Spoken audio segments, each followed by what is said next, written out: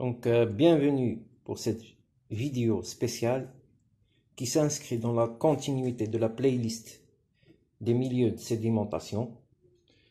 Donc, pour expliquer le concept de la CCD, Carbon Compensation Depth, nous allons faire une petite expérience. Comme vous voyez, dans ce récipient, j'ai versé de l'eau. Et comme témoin, nous allons zoomer sur l'eau pour voir. Vous voyez, il n'y a aucun résidu. Aucun résidu. Aucune impureté. Donc, latéralement, aucune impureté. Donc, nous allons ébouillanter cette eau pour découvrir les conditions de formation du carbonate, communément appelé calcaire. Comme vous voyez maintenant, il y a des formations des petits grains de calcaire dans le récipient. Je vais zoomer, vous voyez. Donc, si vous vous souvenez bien, l'eau était pure. Maintenant, on voit formation de bulles d'ébullition. Avec une grande température, il y a formation des grains de calcaire. Observez ces petits grains blancs qui n'existaient pas au début.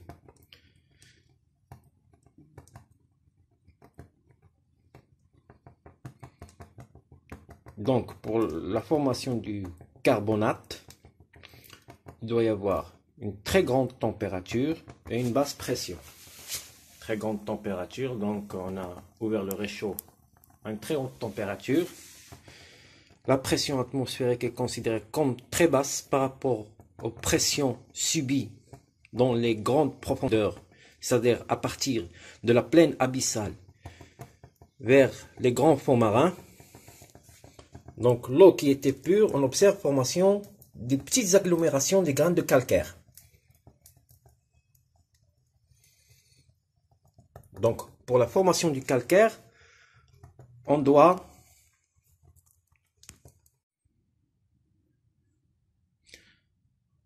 après avoir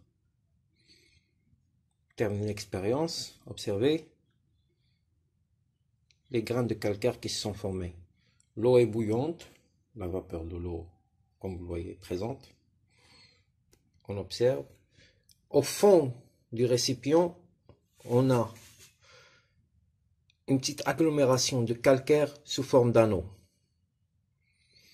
C'est normal parce qu'il y a eu une bulle d'air qui s'est formée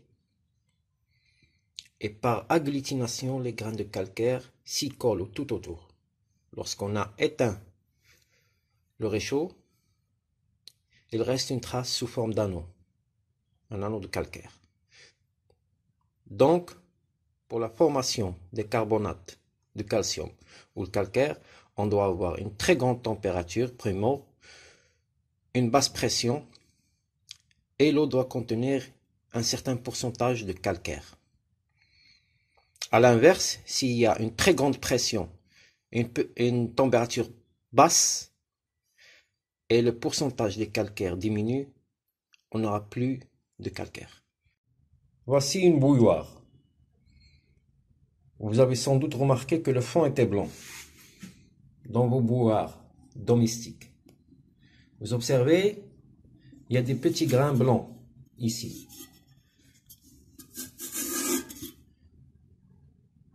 Donc, des petits grains de calcaire.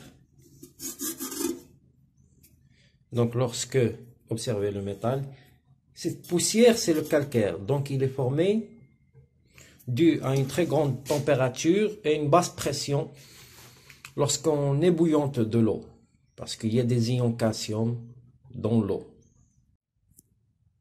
Donc, on voit, vous voyez l'anneau qui s'est formé tout à l'heure, il a quasiment disparu. Il reste quelques bribes de calcaire, vous voyez, qui se déposent au fond après avoir laissé refroidir l'eau un peu. Donc, conditions de formation du calcaire. Donc, une forte température, une basse pression et l'eau doit avoir un pourcentage, on change de feutre, de calcaire. Or, dans la zone pélagique, vous la voyez, on a par-delà le talus continental, on a les grands fonds, plaine abyssale et les grands fonds, c'est-à-dire une profondeur plus de 3 mètres. Quelles sont les conditions qui règnent?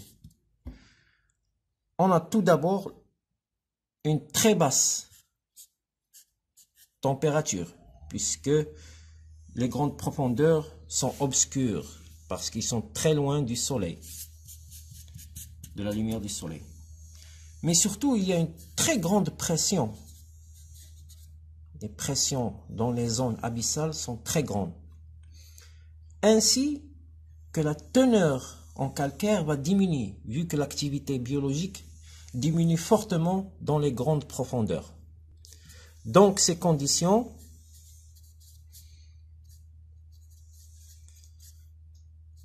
sont l'inverse des conditions de la formation du calcaire. Arrivé à une certaine limite, on n'aura plus de calcaire, plus de formation de calcaire.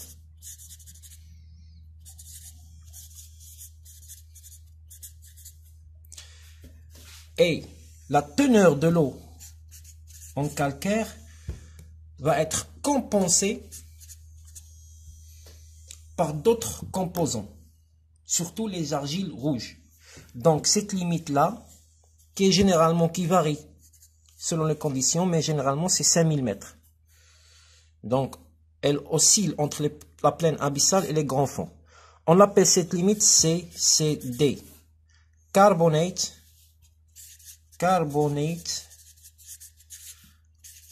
Compensation Depth, la profondeur de compensation des carbonates. C'est-à-dire, les sédiments qu'on trouve, les roches sédimentaires, sont plus carbonatés, mais essentiellement les boues rouges. Ainsi, dans la plaine abyssale et les grands fonds, qu'on nomme parfois la zone adale, on n'aura plus de calcaire, mais les sédiments seront sous forme d'argile rouge. Pourquoi l'argile? Parce que la zone pélagique se caractérise par un courant très faible. Après le glacis continental et les turbidités, on trouve surtout des sédiments de petite taille, c'est-à-dire de très petite taille, qu'on peut classer selon l'échelle de granoclassement. Donc, on a ici une très petite taille. Donc, l'échelle de granoclassement, c'est argile.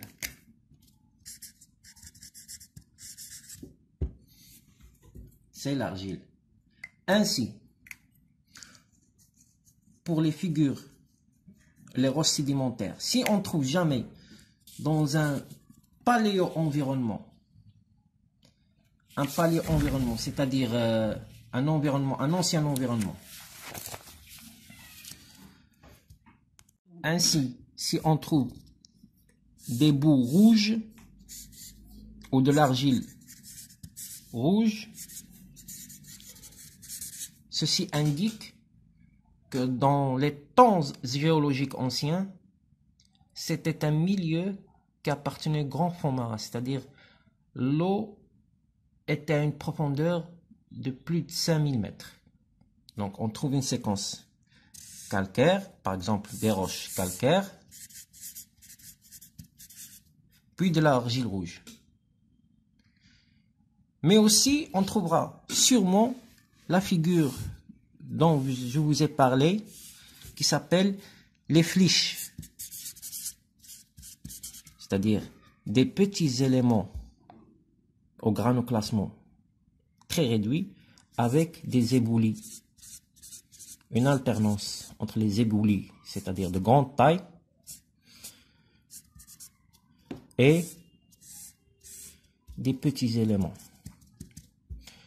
Et on la trouvera sûrement au-dessus, c'est-à-dire ces deux figures, ces deux séquences indiquent la plaine abyssale et au-dessus on trouvera surtout les flysch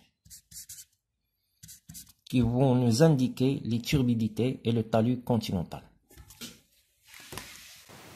Donc, grâce à cette explication et cette expérience, on a pu mettre en évidence que le milieu affecte les conditions de diagénèse, c'est-à-dire de formation des roches sédimentaires, surtout en ce qui concerne le calcaire. Et on a vu l'agencement des argiles rouges, ainsi que certaines figures sédimentaires. Donc, le milieu et les conditions qui règnent affectent les conditions d'érosion, de transport, de sédimentation et de dépôt et de diagénèse. J'espère que cette explication vous aura été utile. Vous pouvez maintenant continuer vers la vidéo concernant les milieux intermédiaires ou mixtes. Au revoir.